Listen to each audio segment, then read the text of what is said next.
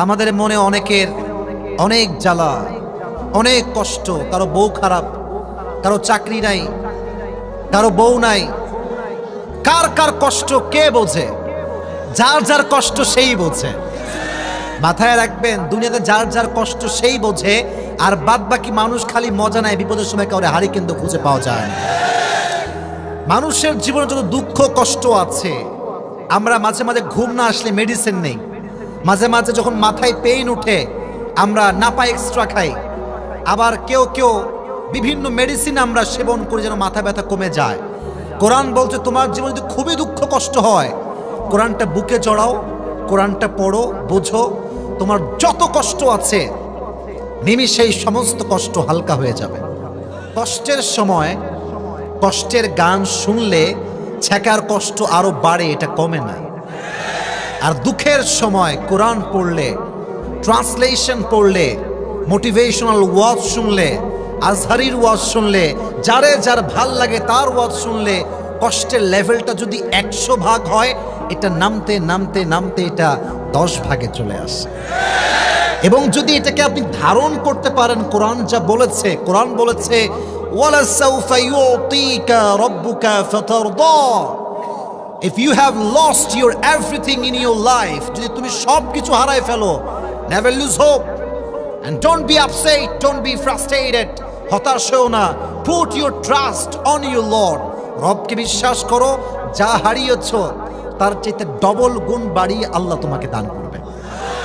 Indeed and verily Allah will give you something that will definitely make yourself happy. ওয়ালা সাউফা ইউতিকা রাব্বুকা ফাতারদা। যে সব দুঃখ কষ্টে আল্লাহকে ভরসা করে, আল্লাহ বলছে বান্দা তোরে এত বেশি আমি দিব তুই কল্পনাই করতে পারবি না। যত অভিযোগের পাল্লা সব মেয়েদের কাছে, মেয়েরা সবসময় অভিযোগ করে।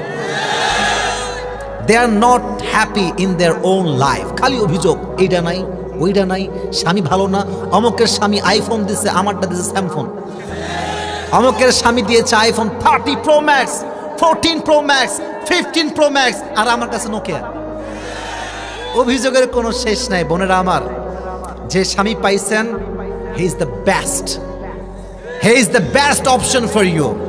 স্বামীকে বাদ দিয়ে ইমোতে গিয়ে ফ্রিল্যান্সিং করবেন আর আপনি সুখের তালাশ করবেন না, কোশ্চিন কালো সুখের সংসার হতে পারে না।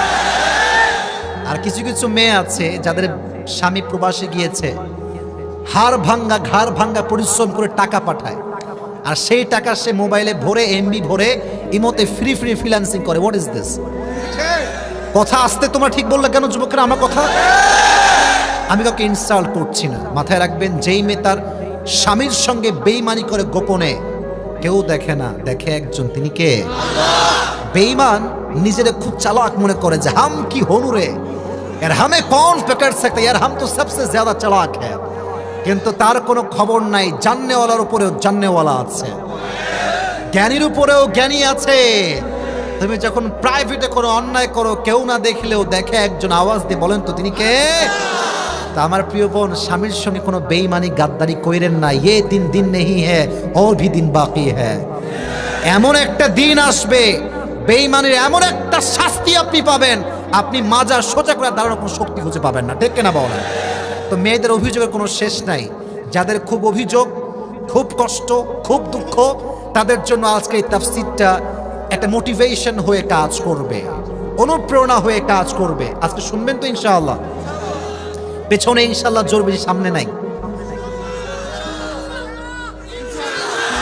সবাই বলে নাই কিন্তু, জোরে বলেন, আর একবার বলেন ইনশাআল্লাহ। Mindset, clear your mindset. Now I'm going to talk about my selected topic. আর একটা অ্যানাউন্সমেন্ট। দেখি তো মানি ব্যাগটা কি নিয়ে আসছি আজকাল, ভুলে গেলাম নাকি? দেখি তো। আচ্ছা, মানি ব্যাগটা মনে হয় নিয়ে আসি নাই। আমার ড্রাইভার সাহেবকে বলবো কাইন্ডলি মেহেরবানি করে, আলিম কই, আব্দুল আলিম, একটু মানি ব্যাগটা নিয়ে আসার ব্যবস্থা করেন জয় ভাইকে কল দিয়ে। কারণ আমি ওয়াজ করব আর পুরস্কার দিব না, এটা কিন্তু হইতে পারে না। আমার ওয়াজ শুনতে হবে যুবকেরা। তোমরা মনে করো আসিফ হুজুর খালি ওয়াজ করবে, ঠিক ঠিক সুবহানাল্লাহ, ওয়াজ হয়ে গেল। না না না না, ওয়াজ শেষ হবে, প্রশ্ন করব কি শুনলেন বলেন। যে বলতে পারবে তার জন্য আমার পক্ষ থেকে জানা আজকে 1000 টাকা পুরস্কার থাকবে। রাজি আছেন না ইনশাআল্লাহ? তাহলে এবার তাকবীর দিয়ে মাইন্ডসেট ক্লিয়ার করেন। লিল্লাহি তাকবীর। আল কোরআনের আলো। সাউন্ড যে কমে গেল, আবার একটু দি আল কোরআনের আলো, আল হাদিসের আলো। আলেম ওলামা যেখানে। Today our central theme or subject matter is সবর, ধৈর্য। একটু ভাবেন তো, মেডিকেলের যেই রোগী ভর্তি থাকে এর ইংরেজিতে কি কয়? পেশেন্ট। আবার ধৈর্যশীল যে তারেও কয় পেশেন্ট। মানে কি জানেন? ধৈর্যশীল যে হতে পারবে না সে সবচাইতে বড় রোগী, আর যে ধৈর্যশীল হতে পারে তার মতো সুখী মানুষ আর সুস্থ মানুষ আল্লাহর জমিন আর দ্বিতীয়টা কেউ হইতে পারে না। সুবহানাল্লাহ পড়েন। সবর এমন একটা জিনিস, এমন একটা হাতিয়ার যা কখনো পরাজিত হয় না। সবরকে আল্লাহ তাআলা এমন এক শক্তি দিয়েছেন যা কখনো দুর্বল হয় না। এ সবরকে আল্লাহ তাআলা এমন এক তীর বানিয়েছেন যা কখনো লক্ষ্য ভ্রষ্ট হয় না। সবরকে আল্লাহ তাআলা এমন একটি দুর্গ বানিয়েছেন যা কখনো ধ্বংস হয় না। সবর এবং সাকসেস, ধৈর্য এবং সফলতা হচ্ছে দুইটা সহোদর ভাইয়ের মতো। যে ধৈর্যশীল হবে সে সফল হবে, এখানে কোনো সন্দেহ নাই। ঠিক কেনা বলো যুবক ভাইয়েরা? এবার আসেন, সবর কতটা দামি, কতটা গুরুত্বপূর্ণ কোরআন থেকে আমরা দলিল সহকারে আজকে জেনে যাব। তবে এখানে নলেজের পরীক্ষা দেওয়া লাগবে। কতটুকু আপনি জানেন, কতটুকু আপনি knowledgeable person about Islam. I would like to test you man. একটু পরীক্ষা করব। একজন নবী ছিলেন যিনি লম্বা সময়, প্রায় 18 বছর, কোথাও আসছে 12 বছর, রোগে আক্রান্ত ছিলেন, পুরো দেহে পচন ধরেছিল। নাম কি? আইয়ুব আলাইহিস সালাতু ওয়াস সালাম। তার কথা কোরআনে আছে না নাই? একটু বলেন না কেন? আমাকে সাপোর্ট দেন, অ্যাপ্রিশিয়েট করেন। আছে না নাই? আছে।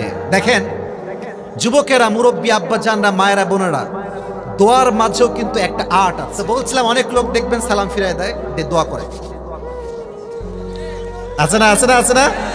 এই যে এমনি একটু দড়ি পাকাইছে, দোয়া করতেছে, এটা আল্লাহই ভালো জানে। এটা কোনো দোয়া হইলো? এমনি দড়ি পাকায়, কি যে কয় হে নিজেও জানা না। দোয়ার নাম এটা, দোয়া নয়। যখন আইয়ুব আলাইহিস সালাতু ওয়াস সালাম 18 বছর রোগাক্রান্ত ছিলেন, তার পা থেকে শুরু করে পেট সব পচন ধরেছে। যখন জবান পর্যন্ত সেই পচন ক্রিয়াটা চলে এসেছে, আইয়ুব বলছে, আল্লাহ, এতদিন সব নষ্ট হয়েছে, কিচ্ছু বলি নাই, কোনো অভিযোগ করি নাই, কিচ্ছু বলি নাই, বাট যে জবান দিয়ে তোমার জিকির করি সেই জবান যদি নষ্ট হয়ে যায়, এটা আমি আইয়ুব কখনো মানতে পারবো না। সুবহানাল্লাহ পড়েন সবাই। এবার আইয়ুব আলাইহিস সালাতু ওয়াস সালাম ডাক দিয়ে বলছে, আল্লাহ, আন্নী মাসসানিয়ায যুররু ওয়া আনতা আরহামুর রাহিমিন। ও আল্লাহ, আমি ক্ষতিগ্রস্তের মাঝে শামিল হয়ে গিয়েছি, আর সবচাইতে দয়াময়, মায়াময় একজন। আওয়াজ দিয়ে বলেন তো তিনি কে? দোয়ার সিস্টেম দেখেন কি সুন্দর সিস্টেম। আল্লাহ, আমি বিপদে পড়ছি, আর তুমি না দয়াময়, তুমি না মায়াময়।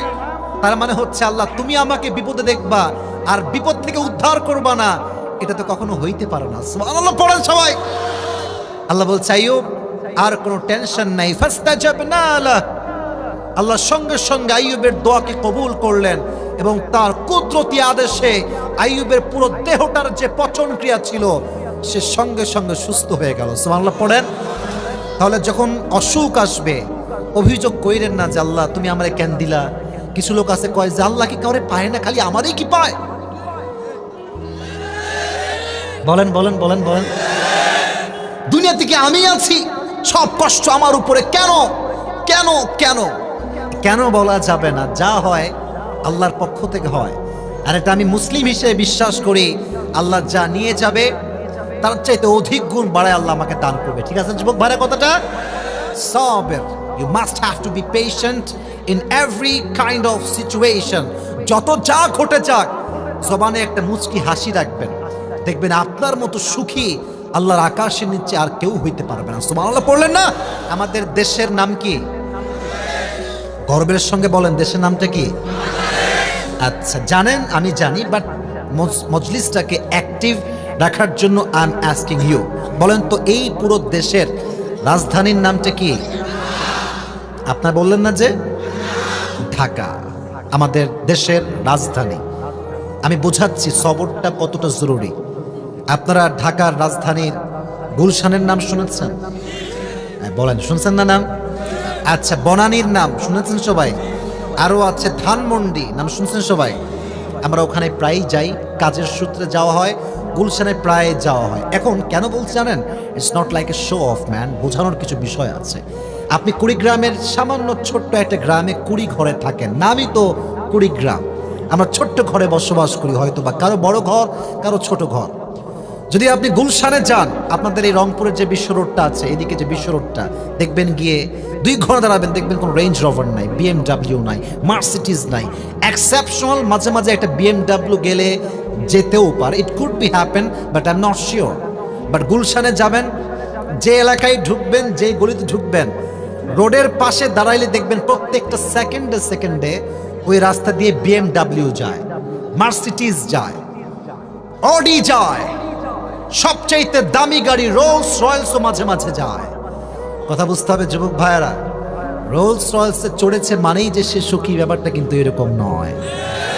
আপনি খবর লাগান, যারা কোটিপতির সন্তান, বাপ নিজেরাই মাঝে মাঝে আমার কল দিয়ে বলে, হুজুর কামাই আমি কোটি টাকা, বাট আমার ছেলে মদই খায় কয়েক কোটি টাকা, আমার বউ মেকআপ করে 20 লাখ টাকার, আর আমাদের যে অসুস্থ শরীর, অপারেশন করতে করতে ইন্ডিয়া যাইতে আর আসতে জীবনের অর্ধেকটাই নষ্ট হয়ে গিয়েছে, ঠিক কিনা বলো যুবকেরা? আর কুড়িগ্রামের একজন যুবক বা মুরব্বী হয়তো বা সরকারি চাকরি করে না, খেতে কাজ করে, নর্মাল জব করে, বা দোকান আছে ছোট্ট একটা, কামায় কম, বাট দ্যাটস হালাল, দ্যাটস নট হারাম ম্যান। হালালের সংখ্যা অলওয়েজ কম হয়, বাট এর সুখটা অফুরন্ত হয়। হারামের সংখ্যা অলওয়েজ আধিক্যতায় সবচেয়ে বেশি হয়, বাট এর সুখটা মাত্র সাময়িকের জন্য হয়। অতএব don't complain, whatever you have, think about that. Don't think about whatever you don't have, you have to think about whatever you have. যা আছে তা নিয়ে ভাববেন যে আল্লাহ আমাকে চোখ দিয়েছে, হাত দিয়েছে, দেখবেন যে মনটা আপনার খুশিতে ভরপুর হয়ে যাবে। আর ভাববেন যে টাকা নাই রে ভাই, R15 নাই, আইফোন নাই, বাড়িতে টাইলস নাই, আপনার পুরো জীবনটা অসুখ দ্বারা ভরপুর হয়ে যাবে, ঠিক কেনা বলেন যুবকেরা? তাহলে ধৈর্যশীল হওয়ার দরকার। আইয়ুব আলাইহিস সালাতু ওয়াস সালামের জীবন থেকে আমরা শিক্ষা পেলাম। আজ থেকে যখনই অসুখ আসবে, সবর করব একজনের জন্য। আওয়াজ দিয়ে বলেন তো তিনি কে? 1 নাম্বার কোরআন থেকে দলিল দিলাম যে অসুস্থ হলে ধৈর্যশীল হওয়া ছাড়া কোনো গতি নাই। এবার আসেন আর একটা এক্সাম্পল দিচ্ছি। এই পুরো পৃথিবীর একজন মহিয়সী নারী, জান্নাতি নারী, নবীজির প্রথম স্ত্রী ছিলেন তিনি। কে বলতে পারে নামটা কি? পেছন থেকে কোনো খুব জোরে জবাব দিয়েছে, সামনে জবাবটা জোরে হয় নাই। নাম বলেন। নলেজে বসান। নবীজির প্রথম স্ত্রী যিনি ছিলেন, তিনি কি সিঙ্গেল ছিলেন না ডিভোর্সড ছিলেন? ডিভোর্সড ছিলেন। তার নাম ছিল কি? খাদিজা। এদিকে তোমরা যে কেন ঠিক হচ্ছ না ডানের ভাইয়েরা, এখন আমি বুঝলাম না। ইয়ার এ ক্যা বাত है, বুঝলাম না ব্যাপারটা। এতবার বলছি এদিকে তাকাও, একটা কোনো সাউন্ড এদের মাঝে নাই। শুরু থেকে চুপচাপ এরা বসে আছে, তোমরা কেন সাউন্ড করছো বারবার? এত সুন্দর প্রত্যেকটা আয়াত ভিত্তিক কথা বলছি, তাও যদি সাউন্ড করো, এটা মনোমায় নষ্ট করে দেয়। প্লিজ কেউ কোনো প্রকার কোনো সাউন্ড করবেন না, এটা মাইন্ডসেট ক্লিয়ার করে তাকবীর দেন। লিল্লাহি তাকবীর।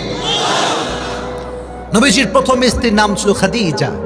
উনি যখন প্রথম বিয়ে করেন, প্রথম ঘরে একটি সন্তান হয়, তার নাম হচ্ছে হিন্দ। বিয়ের পরে সন্তান হওয়ার পরে যখন স্বামী মারা যায়, একমাত্র মেয়েই বোঝে যে স্বামী হারাইলে কি পরিমাণ কষ্ট এবং যন্ত্রণা সহ্য করতে হয়, ঠিক কিনা বলো? প্রথম স্বামী মারা যায়, খাদিজা শি ওয়াজ পেশেন্ট। আল্লাহ তুমি নিয়েছো, আমি খুশি, যাও, ধৈর্যশীল। Second time she got married again, আবার বিয়ে করলেন ধৈর্যশীল হয়ে। সেকেন্ড হাজব্যান্ড আবার হি হ্যাজ গন, চলে গেল আল্লাহর কাছে। খাদিজা অবাক, কিরে সমস্যা কি আমার না আমার স্বামী? যারেই বিয়ে করি সেই চলে যায় আমাকে রেখে কবরের দুনিয়াতে। মনটা প্রচন্ড খারাপ। এইভাবে বিয়ে করতে করতে যখন স্বামী মারা যায়, লাস্ট টাইম তিনি নিয়ত করলেন, তাকাররা খাদিজা আন্নাহা লান তাতাযাওয়াজা মাররাতান উখরা। তিনি নিয়ত করলেন যে তিনি she will never ever get married again. This was the last one. এটাই শেষ বিয়ে, আর জীবনে বিয়ে করব না। তবে হ্যাঁ, যখন আল্লাহ আমাকে উত্তম জীবন সঙ্গী দান করবে, তখনই আমি আল্লাহর উপরে ভরসা করে আবারও বিয়ে করব। সুবহানাল্লাহ পড়লেন না? ভেঙে গেছেন আবার দাঁড়িয়েছেন, ভেঙে গেছেন আবার দাঁড়িয়েছেন। যারা ব্যবসা করো যুবকেরা বা ব্যবসায়ী হওয়ার চিন্তা করো, তোমার 10 লাখ টাকা মাইর যাবে, 20 লাখ টাকা মার যাবে, বাট মাথায় রাখবা ভেঙে গেলে হবে না, আবার দাঁড়িয়ে যাও, আল্লাহ তোমাকে আবার সুঠাম দেহের অধিকারী বানাই দিবে। ঠিক কিনা বল? তোমার মাজাকে আল্লাহ শক্তি করে দিবে, শক্তিশালী করে দিবে। তো তিনি দীর্ঘ লম্বা সময় একা একা জীবন পার করলেন, কোনো লাইফ পার্টনার তার জীবনে ছিল না, একা জীবন, বড় কষ্টের জীবন। বাট তার বাবা ছিল মক্কা এবং মদিনায় সবচেয়ে বিগেস্ট বিজনেস ম্যাগনেট, তার মতো ধনী ব্যবসায়ী দ্বিতীয়টা আর কেউ ছিল না। সুবহানাল্লাহ পড়েন সবাই। কিন্তু বাবাও স্বামীর পরে মারা গেল, বাবাও নাই, স্বামীও নাই, কেউ নাই, খাদিজা একা, একা একজন মেয়ে। মায়েরা please concentrate, pay your attention, একটু মনোযোগ দেন। খাদিজার মতো একজন নারী পুরো পৃথিবীতে একা, লক্ষ কোটি টাকার বিজনেস বাবার ছিল, তিনি সমস্ত কিছুকে বাদ দিয়ে নিজে একা সংগ্রাম শুরু করলেন, নিজেই কোটি টাকার বিজনেস সামলাতে শুরু করলেন। সুবহানাল্লাহ। তো আসতে কেন আপনাদের সবার? লাখ টাকার বিজনেস না কোটি টাকার বিজনেস? কোটি টাকার বিজনেস, কিন্তু কোনো অহংকার ছিল না। আর আজকালকার মেয়েরা ফুড ভ্লগিং করে, কয়েক টাকা কামায়, আর লাইভে এসে তার স্বামীকে গালি দেয়। বুঝলে বুঝপাতা, না বুঝলে বুঝে শুনে কথা বলবেন। যেই মেয়ে সামান্য কয়েক টাকা কামাই করে স্বামীকে তার ব্যক্তিত্বে আঘাত দিয়ে কথা বলে, সে খাদিজার চরিত্রবান এখনো হতে পারে নাই। আর যেই মেয়েগুলো অনলাইনে বিজনেস করেন, to be honest with you যুবক ভাইয়েরা বলছি, যেই মেয়ে নিজের দেহকে প্রদর্শন করে ফেসবুক থেকে টাকা কামাই করে, তার টাকাটা কখনো হালাল টাকা হইতে পারে না। যেখানে তোমার দেহ প্রদর্শনটাই হচ্ছে তোমার earn money source, so how come it হালাল? ম্যান, এটা কেমনে হালাল হইতে পারে? আমার দেহ দেখে আমি ইনকাম করব, আমার সম্মান বিক্রি করে আমি টাকা উপার্জন করব, এটা কখনো প্রকৃতপক্ষের ব্যক্তিত্ববোধ নারীর কোনো কাজ হতে পারে না। ঠিক কিনা বলেন? এটা খুব সমস্যার বিষয়। তো কোটি টাকার বিজনেস সামলেছেন, কখনো কোনো অহংকার দেখান না। এবার আসেন, ধৈর্যের পরিচয় কি ছিল, ধৈর্যের ফলাফল কি ছিল খাদিজার জীবনে? একটু মনোযোগ, মনোযোগ। একদিন তিনি ঘুমিয়ে আছেন রাতের আধারে, তাহাজ্জুদের নামাজের সময়, স্বপ্নে দেখছেন পুরো রাত আকাশটা অন্ধকার, চতুর্পাশ আমাবস্যার রাত, কোথাও কোনো আলো নেই, অন্ধকার। স্বপ্নে দেখছেন খাদিজা চাঁদের দিকে তাকিয়েছেন, চাঁদ। যখনই চাঁদের দিকে তাকিয়েছেন, চাঁদটা খাদিজার বুকের দিকে আকাশ থেকে নামতে শুরু করেছে।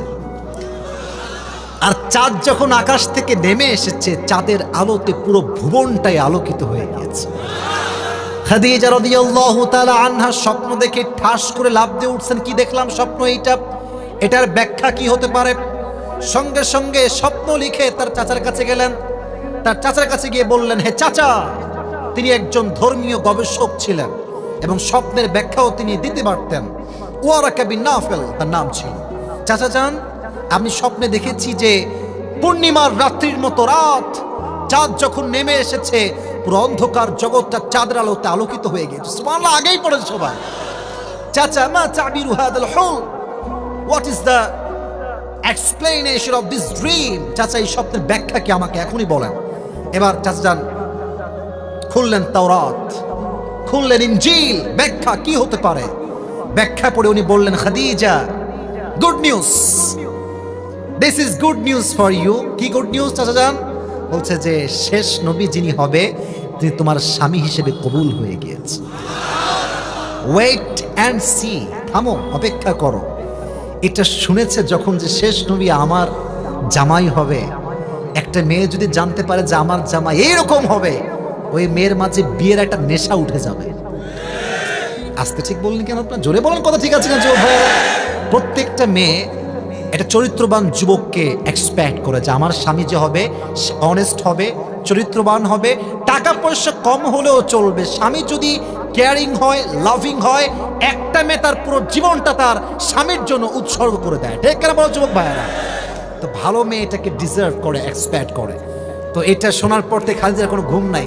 কবে আসবে সেই স্বপ্নের যুবক, কবে হবে আমার বিয়ে, আমি আবার বিয়ের পিঁড়িতে বসতে চাই। সুবহানাল্লাহ পড়েন সবাই। এবার দিনের পরে দিন যায়, নবীর সঙ্গে কোনো সাক্ষাৎ হয় না। কবে আসবে সেই স্বপ্নের যুবক, সেই স্বপ্নের পুরুষ? তিনি স্বপ্ন দেখতে শুরু করলেন। হঠাৎ করে একদিন বাসার ভেতর তিনি বসে আছেন। মুহাম্মদুর রাসূলুল্লাহ সাল্লাল্লাহু আলাইহি ওয়াসাল্লাম সেই যুগের সবচাইতে বিশ্বস্ত যুবক ছিলেন। আল আমিন আহমদ বড় বিশ্বস্ত, সে কোন বন্ধু বলো বড় বিশ্বস্ত? ঠিক কেনা বলেন যুবক ভাইয়ারা? কার কাছে মন খুলে দেয়া যায়, কার কাছে প্রাণ খুলে বলা যায়, হওয়া যায় বেশি আশ্বস্ত। ঠিক কেনা বলেন যুবকেরা? The prophet was the most trusted worthy personality ever in the world. তার মতো বিশ্বস্ত যুবক আল আমিন আল্লাহর জমিনের দ্বিতীয়টা আর কেউ হইতে পারে না। সুবহানাল্লাহ পড়েন সবাই। বিজনেসের পারপাসে ওনার সঙ্গে দেখা। এবার কথাগুলো শুনলে হবে না, আমার চেহারার দিকে দেখতে হবে। আমার চেহারা, ফেশিয়াল এক্সপ্রেশন একটু ফলো করেন। খাদিজা ঘরে বসে আছে। হঠাৎ করে মুহাম্মদুর রাসূলুল্লাহ সাল্লাল্লাহু আলাইহি ওয়াসাল্লাম তার বাসায় as a guest, as a business partner entry নিয়েছে। তার বাসায় মেহমান হয়ে আসছে। তো খাদিজা যখন জানালার ফাঁক দিয়ে নবীজির চেহারা দেখেছে, যে নূরের ঝলক নবীজির চেহারায় ছিল, খাদিজার মনে অর্ধেক বিশ্বাস উঠে গিয়েছে, মানে চলে আসছে যে এটাই মনে হয় আমার স্বামী। এত সুন্দর চেহারা নবীজির। But she was not 100% confirmed that he is the last messenger. উনি কনফার্ম ছিলেন না যে ইনিই শেষ নবী। তো তিনি তাওরাত খুললেন, ইনজিল খুললেন, তিনি পড়তে শুরু করলেন যে how will be the look of last messenger Muhammad সাল্লাল্লাহু আলাইহি ওয়াসাল্লাম। শেষ নবীর দেহ কেমন হবে, তার ফিগার কেমন হবে, তার বডি স্ট্রাকচার কেমন হবে, চেহারার রং কেমন হবে। ওখানে লেখা আছে নবীর গায়ের চেহারার রং হবে সাদা নয়, কালো নয়, শ্যামবর্ণ নয়। নবীর চেহারা হবে মালিহ, লাবণ্যময়, সুন্দর। সুবহানাল্লাহ, শুনি নাই তো? জোরে সোরে সুবহানাল্লাহ। উনি পড়লেন যে নবীজির হাইট মানে কি, লম্বায় কতটুকু হচ্ছে, উঁচুতে কতটুকু। তিনি পড়লেন নবীজির হাইট হবে কেমন, গুঠুও হবেন না, লম্বাও হবেন না, তিনি হবেন কানা রাবআতাম মিনাল কওম, medium of height, neither tall nor short। খুব বেশি গুটু হইলে মাইয়েরা বিয়ে করতে চায় না, আবার খুব বেশি লম্বা হইলে তাল গাছ মনে হয়। ঠিক কেনা বলেন যুবকেরা? নবীজি তাল গাছের মতো লম্বা নয়, আবার গুঠুর মতো বাঠু নয়। তিনি ছিলেন মিডিয়াম অফ সাইজ, সুদর্শন যুবক, এবং তিনি ছিলেন একদম মাঝারি গড়নের একজন মানুষ। সুবহানাল্লাহ পড়েন সবাই। এবার তিনি পড়লেন যে চুলের কাটিংটা কেমন হবে, চুল, how will be the haircut। উনি পড়লেন যে নবীজির চুলের মাঝখানে থাকবে। আচ্ছা, আপনারা সবাই কাজী নজরুল ইসলামের নাম শুনেছেন? মুরব্বী আব্বাজান, যুবক ভাইরা, ফেসবুকে ছবি দেখবেন যে ওনার ছবিতে দেখবেন মাঝখানে একটা কি আছে, সীতা বা স্মৃতি আছে। আছে না নাই যুবক ভাইরা, বলো আমাকে? আছে। তো লেখা আছে শেষ নবীর চুলের মাঝখানে স্মৃতি হবে, আর তার পেছনের চুলটা হবে বিশাল লম্বা লম্বা চুল, যেটাকে আমরা বলি বাবরি কাটিং। সুবহানাল্লাহ পড়লেন না সবাই? তো তাকায় দেখছে যে মাশাআল্লাহ, চুলের মাঝখানে স্মৃতি আছে, পেছনে বাবরি কাটিং, চেহারা লাবণ্যময় সুন্দর, হাইট হচ্ছে মিডিয়াম। নবীজি কপালটা কেমন হবে? প্রশস্ত কপাল। নাক কেমন হবে? আশাম্মুল আনফ, লম্বা নাক হবে। উনি চেহারার প্রত্যেকটা আকৃতি যেমনটা পড়লেন তাওরাত এবং ইনজিলে, কাটায় কাটায় নবীর চেহারার সঙ্গে মিলে গেল। এবার তিনি 100% কনফার্ম হয়ে গেলেন যে এটাই তো শেষ নবী, তার সঙ্গে আমার বিয়ে হবে। খুশিতে তিনি আনন্দ ফুর্তি করতে শুরু করলেন। বাট একজন ছেলে একজন মেয়েকে পছন্দ করে যত সহজে বলতে পারে, একজন মেয়ে কিন্তু তত সহজে বলতে পারে না। মেয়েদের বাধা একটু বেশি হয়, যেহেতু মেয়েরা একটু লজ্জাশীল বেশি হয়। তো খাদিজা ভাবছে কি করা যায়, আমি যে তারে বিয়ে করতে চাই, প্রস্তাবটা কেমনে পাঠাবো। আচ্ছা, আমার কথা বুঝতে কোনো সমস্যা হচ্ছে নাকি আপনাদের ভাইয়েরা? বলেন, সমস্যা হচ্ছে আপনাদের? প্রস্তাব কেমনে পাঠাবো আমি? তো ওনার একজন দাসী ছিল, তার নাম ছিল নাফিসা। নাম বলতে হবে কুড়িগ্রামের ভাইরা, নাম ছিল কি? নাফিসা। একটু বয়স্কা মহিলা ছিলেন, একটু বয়স্ক। বলছে নাফিসা শোনেন, একটা আবদার রাখবেন? বলছে বলেন। বলছে এই যে যুবকটা আসছে না, সুঠাম দেহের অধিকারী, the most handsome personality that I have ever seen in my life. এত সুদর্শন যুবক তো আমি জীবনেও দেখি নাই। এটা আমার ভালো লাগছে, বিয়ে করতে চাই। তো আমি তো বলতে পারবো না, I need your help, please আপনি আমার পক্ষ থেকে প্রপোজালটা তার কাছে পৌঁছায় দেন। তো নবীজি বাসায় আসছে ফিরে ব্যবসার কাছ থেকে। তো নাফিসা আসছে তার ঘরে, নক করেছে গেট, আইনা মুহাম্মদ। তখন তিনি নবুয়ত এখনো পান নাই। নবীজি বের হয়ে আসছে, সালাম দিয়েছে। কি হয়েছে বোন, আপনি আসছেন কেন? বলছে আপনি কেমন আছেন? বলছে আলহামদুলিল্লাহ ভালো আছি। বলছে আপনি মাইন্ড করবেন না তো একটা কথা বলতে পারি, একটু প্রশ্ন করা যাবে? তো নবীজি তো ভালো মনের মানুষ, ভালো মনের মানুষ কখনো মানুষকে খালি হাতে ফিরিয়ে দেয় না। নবীজি বলছে অবশ্যই, ওয়াই নট, প্লিজ বলেন কি বলবেন। আচ্ছা আপনি বিয়ে করেন না কেন? দেখতে মাশাআল্লাহ সুন্দর আছেন, সুঠাম দেহের মানুষ, বিয়ে করেন না কেন? বলছে কি বিয়ে করব, টাকা পয়সা নাই। সত্য কথা, এটা হাদিস থেকে বলতেছে। নবীজি বলছে আমার কাছে সেই সামর্থ্য নাই যে আমি কাউকে বিয়ে করে ঘরে নিয়ে এসে তাকে ভরণ পোষণ দিব। তো নাফিসা ঝোপ বুঝে কোপ মারছে, জায়গা মতো কাজ। বলছে তাই, টাকা পয়সা নাই? নো টেনশন ম্যান, তোমার কাছে একটা আবদার করছি, যদি তোমার কাছে এটা মাইন্ডের বিষয় নয় আমাকে একটু সুযোগ দাও। বলছে বলেন। আমার কাছে এমন একজন নারী আছে, তাকে তুমি যদি বিয়ে করো ভরণ পোষণ দেওয়া লাগবে না, কাপড় দেওয়া লাগবে না, বাড়ি দেওয়া লাগবে না, খাবারও দিতে হবে না, বরং তুমি তাকে বিয়ে করলে প্রত্যেকটা জিনিস সে তোমাকে পাই টু পাই হিসাব করে আরো বাড়িয়ে দিবে। নবীজি বলছে কি, ইজ দিস রিয়েলি পসিবল? এই যুগে এমন মেয়ে যে আমারে বসায় বসে খাওয়াইতে চাইবে, এই মেয়ে কই পাওয়া যাবে যে আমাকে হেল্প করবে আমার কাছে? তো বলছে আছে। বলছে তার নাম কি? ইসমুহা। বলছে ইসমুহা খাদিজা। সুবহানাল্লাহ পড়েন সবাই।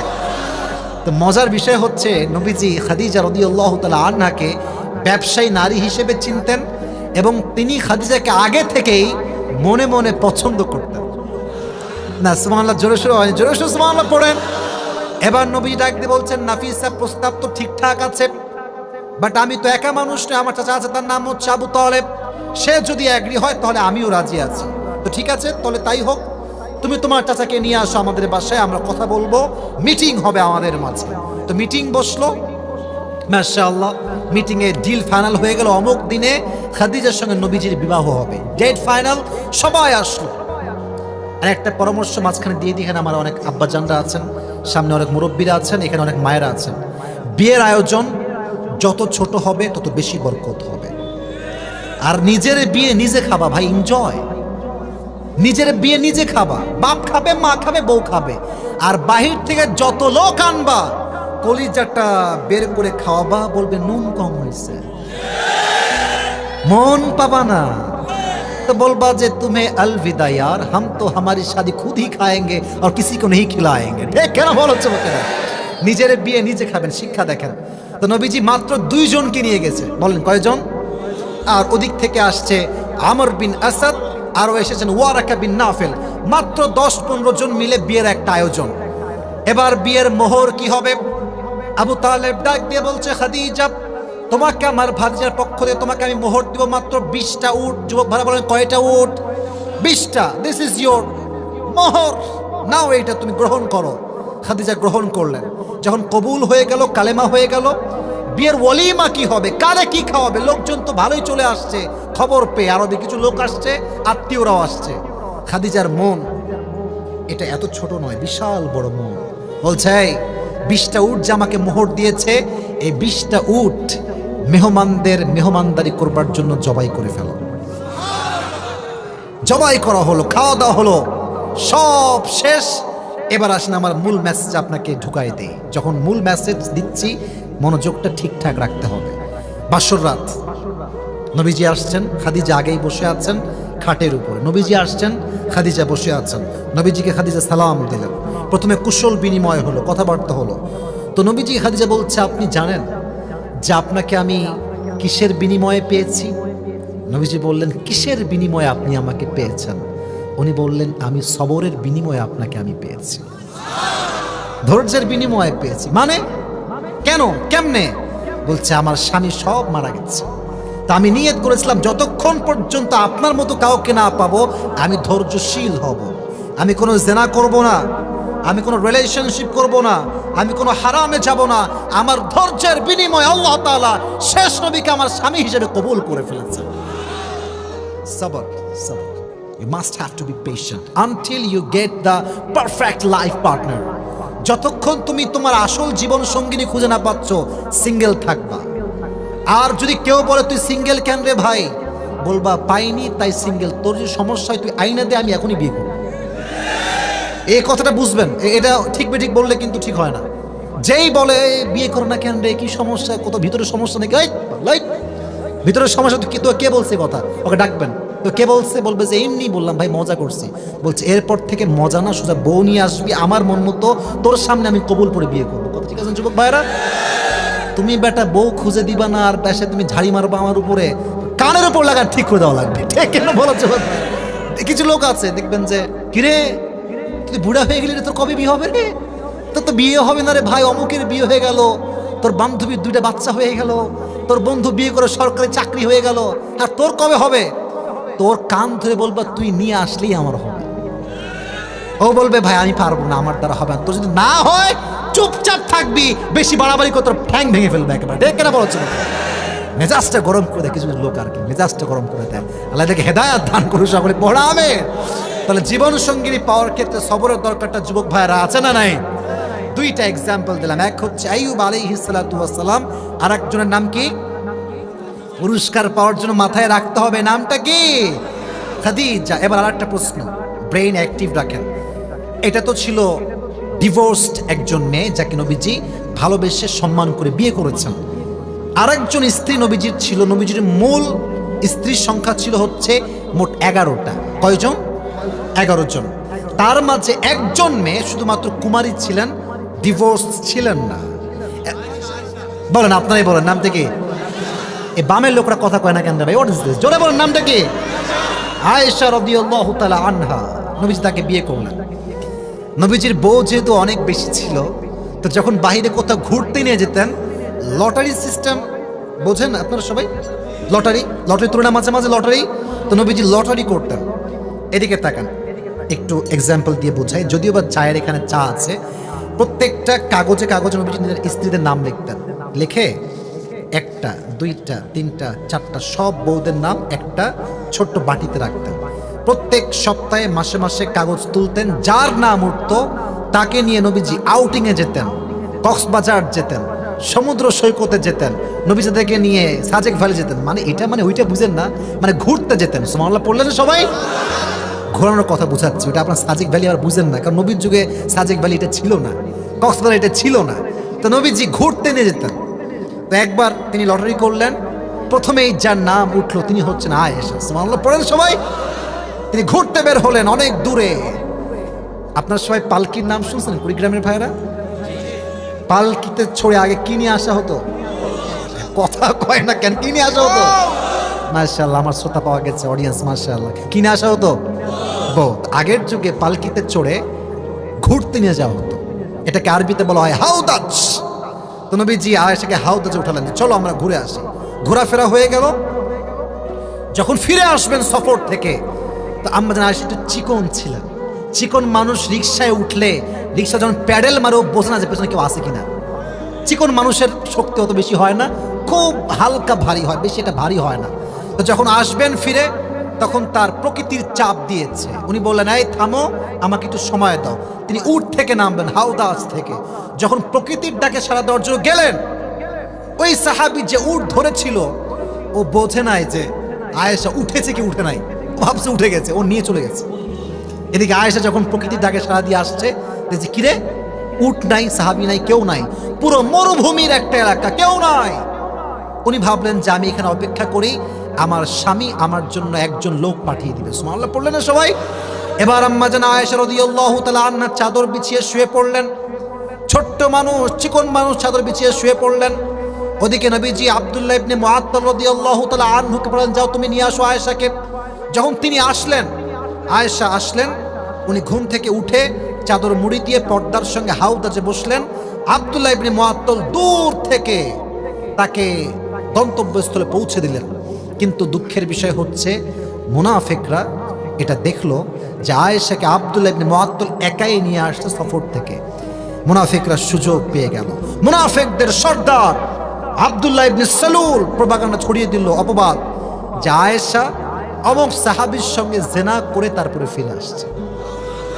ছি ছি, এত আস্তে নাউজুবিল্লাহ পূর্ণ আপনার সবাই জোরে সোরে বলেন নাউজুবিল্লাহ। নবীর স্ত্রী কখনো চরিত্রহীন নারী হতে পারে? যুবক ভাইরা আমার, চরিত্রে একদম সোজা আঘাত আয়েশা। বাট দুঃখের বিষয়, আয়েশা কিচ্ছু জানে না যে কি হয়েছে আমার সাথে। আয়েশা রাদিয়াল্লাহু তাআলা আনহা খোলা মনে ঘুরছেন শহরের ভেতরে। যখন তিনি বাবার কাছে গেলেন, তার বাবার নাম হচ্ছে আবু বকর রাদিয়াল্লাহু তাআলা আনহু। বাসায় যাওয়ার পরে খবর আসলো, ও আয়েশা, তোমার নামে অনেক বড় একটা মিথ্যা অপবাদ দেওয়া হয়েছে, তুমি নাকি একজন সাহাবীর সঙ্গে জেনা করেছো। এটা শুনে আয়েশা আকাশ থেকে পড়ছে, আরে জেনার অপবাদ আমার উপর, আমি তো এরকম কিচ্ছু করি নাই আব্বাজান, আমি কিচ্ছু করি নাই। ইন দ্য মিন টাইম নবীজি আসছে, এসে বলছে, আয়েশা, যদি তুমি সত্যি জেনা করে থাকো আল্লাহর কাছে মাফ চাও, তওবা করলে ক্ষমা করে একজন। আওয়াজ দিয়ে বলেন তো তিনি কে? ওই কই যায়, এই সাদা গেঞ্জি, বসো বসো, এদিকে আমার দিকে তাকান, আমার দিকে তাকান। এক দুইজনের ওয়াশরুম লাগতেই পারে, কারণ অলরেডি 12:30 বাজতে গিয়েছে। বাট আমাদের তো ওয়াদা আছে, আমরা ওয়াজ শেষও করব পুরস্কার নিয়ে, দোয়া করে, then we will go back to home ইনশাআল্লাহ। নাকি আপনার বলছেন যে এখন শেষ করতে হবে? কোনটা? ওয়াজ চলবে তো ইনশাআল্লাহ। আমি কিন্তু হাদিস শেষ করতে পারি না। এবার দেখেন, নবীজি এবার আয়েশার কাছে বলছে, আয়েশা তওবা করো আল্লাহর কাছে। নবীজিকে আয়েশা বলছে, নবী আপনি আমাকে বিশ্বাস করেন না যে আমি এই কাজ করি নাই? বলছে, না না বিশ্বাস করি, কোনো সমস্যা নাই, এবার তুমি তওবা করে ফেলো। বলে, না আমি তওবা করবো না, কারণ আমি যে গুনাহ করিনি আমি তার তওবা কেমন করে করব? একটু অপেক্ষা করে। আমি সবরের পরিচয় দিলাম। ধৈর্যশীল হলেন তিনি। আল্লাহ কেমন, আল্লাহ আমি তোমার উপরে সবর ধারণ করলাম, তুমি ফয়সালার মালিক আল্লাহ, আমি কোনো জুলুম করি নাই, কোনো অন্যায় করি নাই। তিনি সবের হয়ে গেলেন। আল্লাহ তার চরিত্রকে প্রমাণ করবার জন্য, নিষ্কলুষ প্রমাণ করবার জন্য নিজেই আরশে আজিম থেকে আয়াত নাজিল করে দিলেন। ইন্নাল্লাযীনা জাউ বিল ইফকি উসবাতুম মিনকুম লা তাহসাবুহু শাররান লাকুম। ও নবী, মুনাফিকরা আপনার কাছে আয়েশার ব্যাপারে মিথ্যা অপবাদ দেয়, আপনি এদেরকে সঠিক মনে করবেন না। মাথায় রাখবেন, মুনাফিক সব সময় মুসলমানদের চরিত্র নষ্ট করবার পায় তারা করে। ঠিক কিনা বলেন যুবক ভাইয়েরা? আমি আয়েশার চরিত্র রক্ষা করব, আয়েশা এমন কোনো কাজ করে নাই। তো আয়েশাকে যখন মিথ্যা অপবাদ দেওয়া হয়েছে, তিনি কেমনে উল্টায় পড়ছেন না ধৈর্য ধারণ করেছেন? ধৈর্যের ফলাফল কি হয়েছে? আল্লাহ তার চরিত্রকে নিষ্কলুষ প্রমাণ করবার জন্য নিজেই আয়াত নাজিল করে আয়েশার চরিত্রকে সুমহান মর্যাদা দান করেছে। সুবহানাল্লাহ পড়ায়। তাহলে 3 নাম্বার আমরা হাদিস থেকে শুনলাম কি অপবাদ দিলে চুপচাপ থাকবেন। দেখবেন অনেক লোক এখানে আসছেন, যুবকেরা আসছেন, মুরব্বীরা আসছেন। অনেক যুবক, সত্য কথা বলছি, তারা আসলেই কোনো প্রেম করে না, কোনো রিলেশন করে না। বাট বন্ধু বান্ধব বলে, না তোর একটা গার্লফ্রেন্ড আছেই না, বলে ভাই নাই রে ভাই, বিশ্বাস করো, বিশ্বাসই করো না। তুমি বলবে একটা কথা, সব কথার জবাব দেওয়া লাগে না, কিছু কিছু জবাব ইয়ে তো ওয়াক্ত হি বাতায়েগা। কথা বলেন যুবক ভাইয়েরা, আমার কথা বলেন। সব জবাব নিজে দিতে হয় না, কিছু জবাব সময়কে দিতে হয়। কারণ সময় এমন একটা জিনিস, ঘোরে আর কে কেমন, কার চরিত্র কেমন জবাব দিয়ে দেয়। ঠিক কেনা বলো যুবক ভাইয়েরা? এবার আসেন শেষ হাদিসটা শোনাই। আপনারা রাত প্রায় 12টা বাজে গিয়েছে, হয়তো বুঝাচ্ছেন হুজুর আমাদের মাজা ব্যথা হয়ে গিয়েছে নাকি? আপনারা কি চান যে আমি ওয়াজটা শেষ পর্যন্ত করি? তাহলে আমি দেখতে পাচ্ছি 2-1 লোক ডান বাম হচ্ছে। I don't know why they are doing like this, but আমার একটা বিশ্বাস আছে, এই যে ডানে বামের সামনে এখন 12টা বেজে প্রায় 15 থেকে 20 বাজে, এখন যারা বসে আছে এরা যে আমারে ভালোবাসে, কোরআনকে ভালোবাসে, এখানে কোনো 2 পয়সার সন্দেহ নাই। কারণ কুড়িগ্রামের ভাইরা একটা কথা বুঝবেন, concept that should be clear. আমি আসিফ অনেক ফেমাস হতে পারি, বাট আমাকে সবাই ওয়াজ শুনতে আসে না। কিছু লোক জাস্ট আমাকে এক পলক দেখার জন্য আসে। আর যারা ওয়াজ শুনতে আসে তারা দীর্ঘ লম্বা সময় ওয়াজ শুনে, দোয়া না করে তারা বাসায় ফিরে যায় না। ঠিক কিনা বলেন যুবক ভাইরা? তা এখন যা দাঁড়িয়ে আছে, দেখেন দাঁড়ায় আছে, ওরা প্রায় 1 ঘন্টা যাবত দাঁড়িয়েই আছে। এই ভালোবাসা যখন দেখি তখন হিংসুকদের হিংসা আমার কাছে পায়ের ধুলি ছাড়া আর কিচ্ছু মনে হয় না। ঠিক কিনা বল? তো আমাকে ওয়াদা যেহেতু করেছো তোমরা পুরস্কার নিয়ে যাবা, শেষ হাদিসটা বলার চান্স আমাকে দেওয়া লাগবে। রাজি আছেন তো সবাই ইনশাআল্লাহ? তবে একজন যুবক আমি চাই, যেই যুবকের বউটো কেউ নাই, লম্বা একটা বিরতির জন্য আমি জাস্ট একজন যুবককে চাই, যে যুবকটা দাঁড়িয়ে একটা বিশাল তাকবীর দিবে বাঘের বাচ্চার মতো। দাও তাকবীর, দাও না কেন?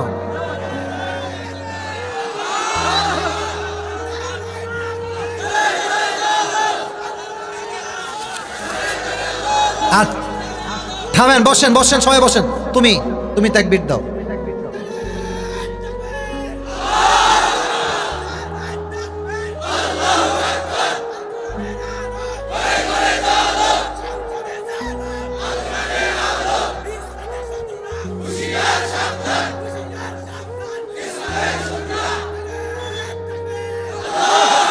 বাবা তোমার বউ কনফার্ম, বসে পড়ো।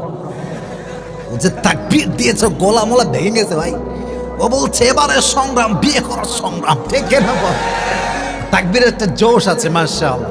সর্বশেষ হাদিস বলছি, আমি ওয়াদা করেছি আমি আমার ওয়াজ শেষ করব, আমি শেষ করেই ছাড়ছি। দেখেন মাঝে মাঝে আমরা যারা আছি এখানে, maximum people we belong the middle class family.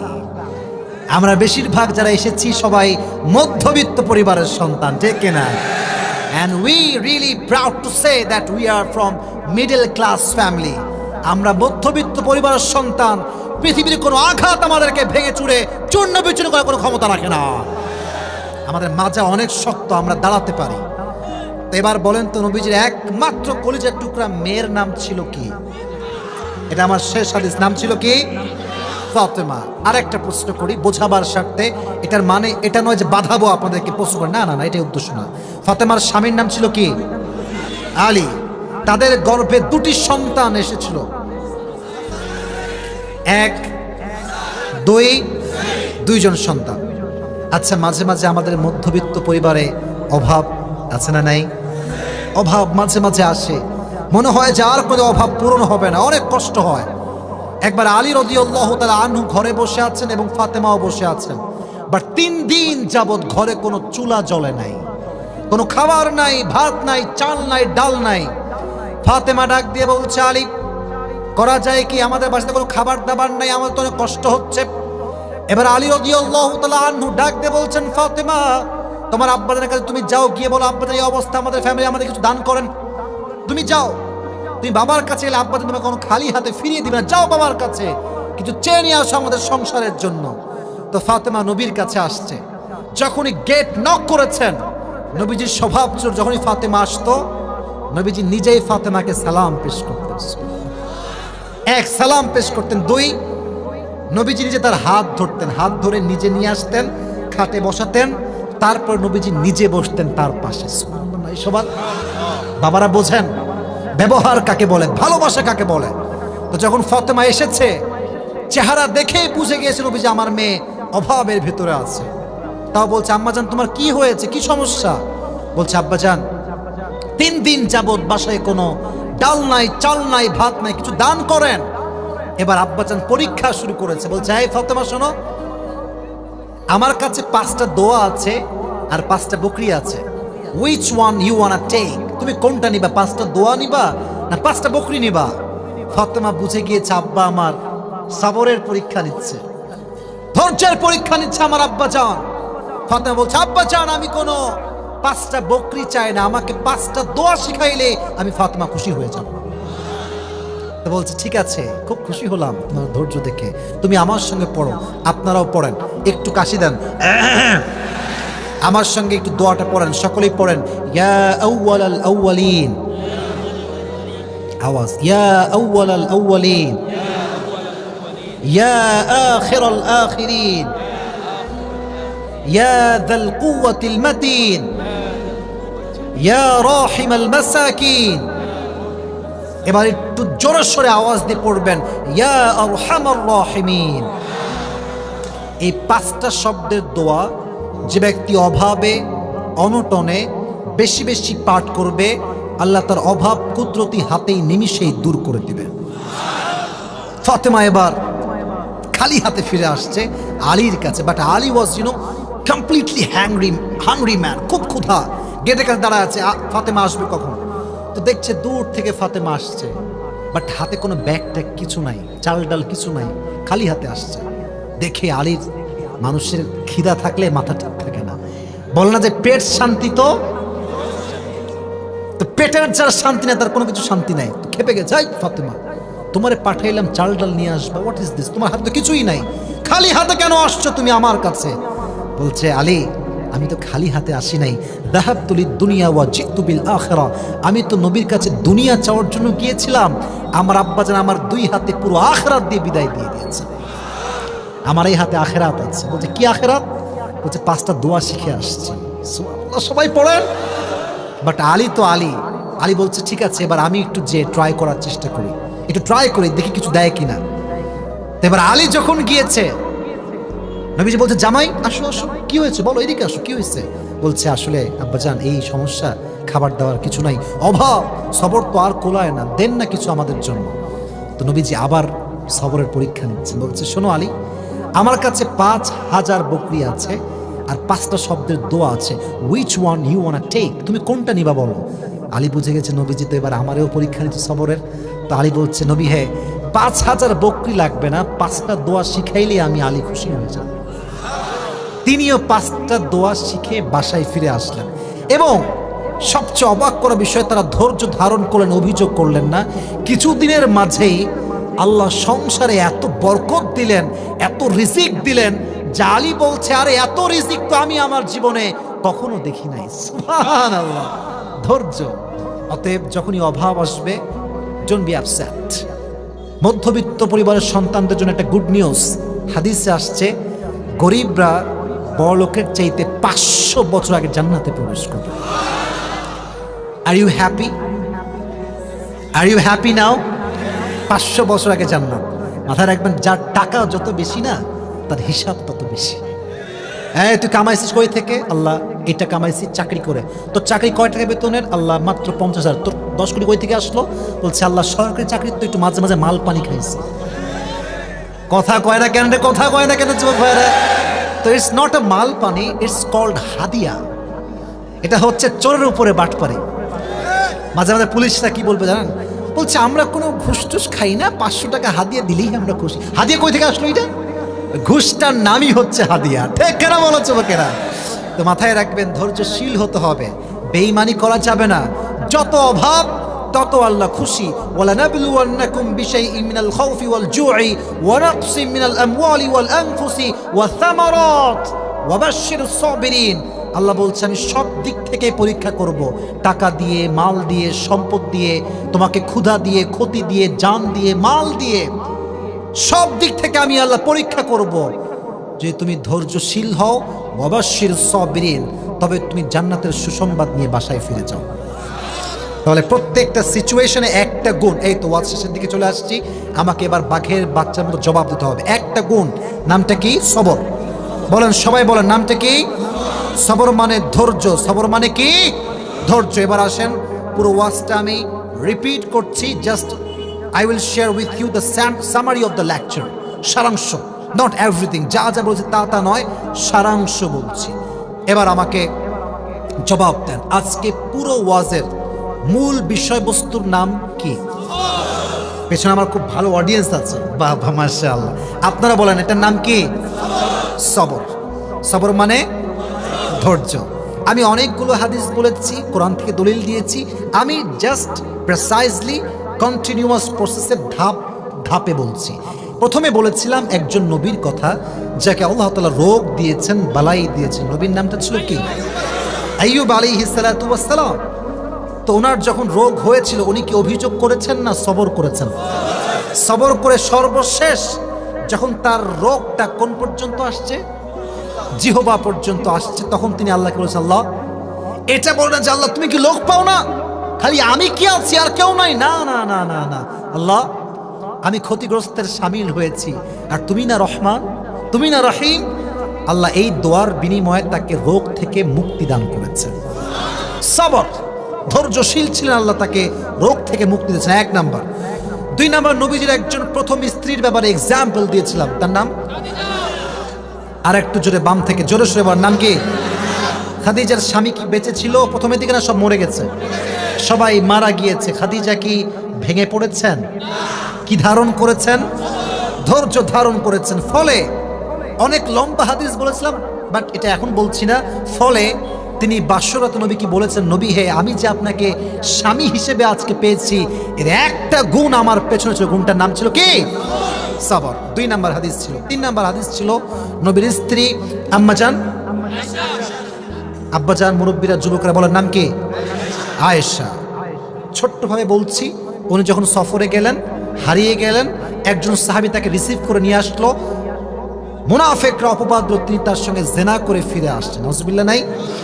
নবীজিও ভুল বুঝলেন, আব্বা আম্মাও ভুল বুঝলেন, বাট যেহেতু তিনি সবর করেছেন, তার চরিত্রকে পবিত্র করবার জন্য আয়াত নাজিল করে দিয়েছে। একজন আওয়াজ দিয়ে বলেন তো তিনি কে?